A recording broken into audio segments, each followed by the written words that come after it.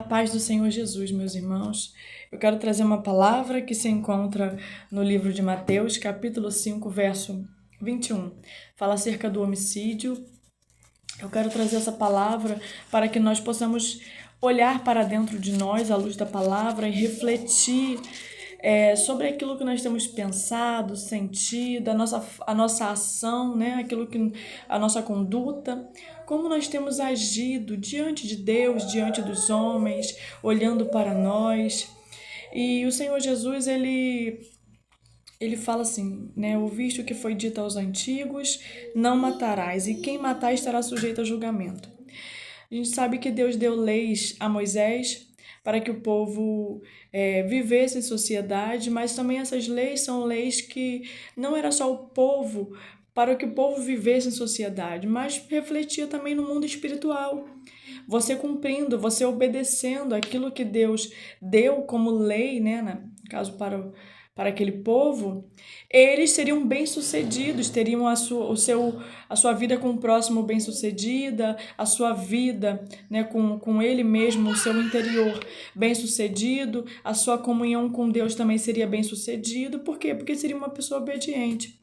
E Moisés transmitiu, e os juízes também tinham essa responsabilidade de ensinar o povo como eles deveriam cumprir esses mandamentos, essas leis, né, para que o povo não transgredisse, não tivesse nenhum tipo de infração diante das leis que Deus deu.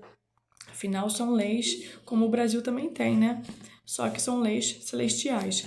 E o Senhor fala assim: eu, porém, vos digo que todo aquele que sem motivo se irar contra o seu irmão estará sujeito a julgamento. E quem proferir um insulto ao seu irmão estará sujeito a julgamento do tribunal.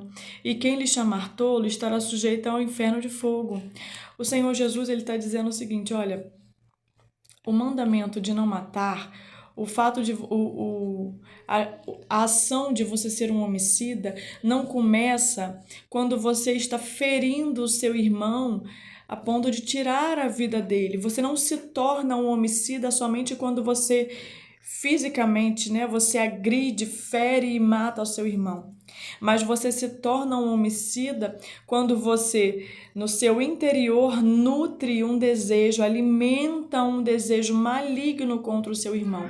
Quando você se ira e alimenta aquela ira dentro de você, porque o Evangelho de João, a primeira epístola de João, capítulo 3, verso 15, vai dizer que aquele que odeia o seu irmão, ele é um assassino. Então, a gente sabe que quando nós falamos mal do próximo, caluniamos o nosso próximo, difamamos a imagem do nosso próximo, podemos ser levados diante de um tribunal. Só que essa causa não será uma causa em que ela será pesada como uma penalidade severa, até que conduza à morte. Porque não tem uma pena, não é uma transgressão, não é uma infração com o mesmo peso de uma pessoa que tira a vida da outra, né? É uma pessoa apenas que falou mal da outra. Foi algo ruim, você vai ser penalizado por aquilo? Vai ser. Mas você não tirou a vida, não ceifou a vida daquela pessoa. Só que o Senhor Jesus está falando assim, olha, esse mandamento, ele não é só nesse ponto. Porque quando você tem a intenção no teu coração maligna, você não será apresentado apenas ao tribunal dos homens, você será apresentado ao tribunal celestial. E o tribunal celestial terá provas o suficiente para te condenar ao inferno, por causa da intenção do teu coração. Porque você vai ver que ele fala assim, ó: tolo, estarás sujeito ao inferno de fogo, se você chamar o teu próximo de tolo, né? Falando assim, né? Ou seja, diante dos homens pode parecer que não foi nada. Até porque nem tudo o que eu sinto ou eu penso, se eu não expor, as pessoas não vão saber. Quem sabe aquilo que eu penso ou que eu sinto contra o meu próximo? Ninguém, só Deus. Mas quando eu sou apresentada no tribunal celestial, e o tribunal celestial Ele vai saber a intenção do meu coração. Você vai ver que no livro de Romanos, capítulo 2, vai falar que a minha consciência ela vai me defender ou me acusar diante de Deus. Ou seja, a minha própria consciência ela vai me denunciar a intenção dos meus pensamentos, aquilo que eu tenho nutrido dentro de mim.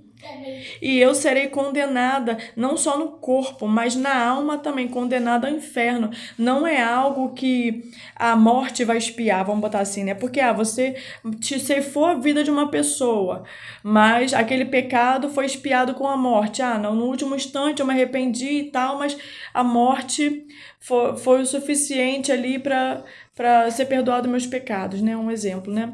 Não, você vai ser condenado ao inferno. A Bíblia, Jesus está dizendo, olha, a intenção do teu coração vai te levar ao inferno.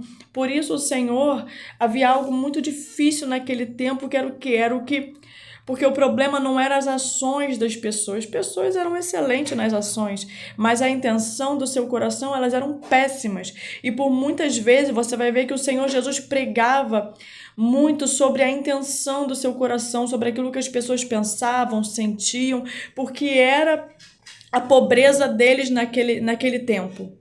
Não era exatamente as ações eram lindas, eram maravilhosas, pregações maravilhosas, era tudo lindo e maravilhoso, todo mundo cumpria tudo. Porém, a intenção do seu coração era podre, o que havia dentro deles era o que era trevas, eles eram vazios, não tinha a presença de Deus. Não eram todos, alguns, aqueles que o Senhor repreendia. E o Senhor, por isso que o Senhor nos ensina, perdoe ao seu próximo. Porque o perdão, ele vai te libertar. O perdão não tem a ver com o meu próximo, mas tem a ver comigo. Porque você me feriu, eu estou ferida. Eu posso nutrir algo ruim contra você. Porém, a partir do momento que eu vivo o processo de perdão e permito perdoar a outra pessoa, assim como eu também quero ser perdoada, Deus também me perdoa.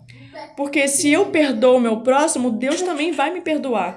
Mas você imagina, eu quero perdão de Deus, porém eu não sou capaz de perdoar o meu próximo. Que perdão eu vou ter? Nenhum. Então, você vai ver que nós precisamos ter ações, ter a nossa conduta como luz, ou seja, como bênção de Deus na nossa vida. Aquilo que eu alimento dentro de mim é luz. Os meus olhos são luz, então o meu corpo será luz.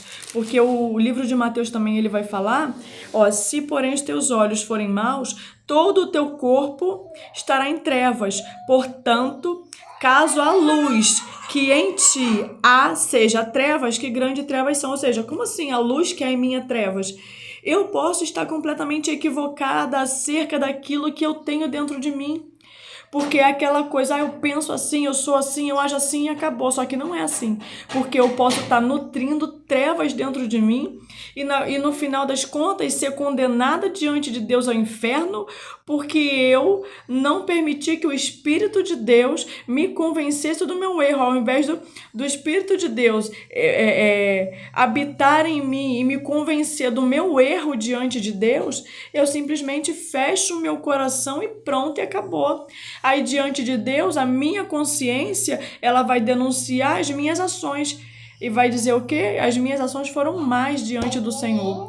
Porque pior do que o meu próximo fez foi a minha conduta diante de Deus. Por isso, diante desse mandamento de não matarás, nós não devemos agir segundo o Senhor, aquilo que o Senhor nos disse. Não se ire contra o teu próximo, não fale palavras que vá denegrir a imagem do teu próximo, que vá fazer fofoca, o que for. Por quê? Porque você pode se tornar um homicida.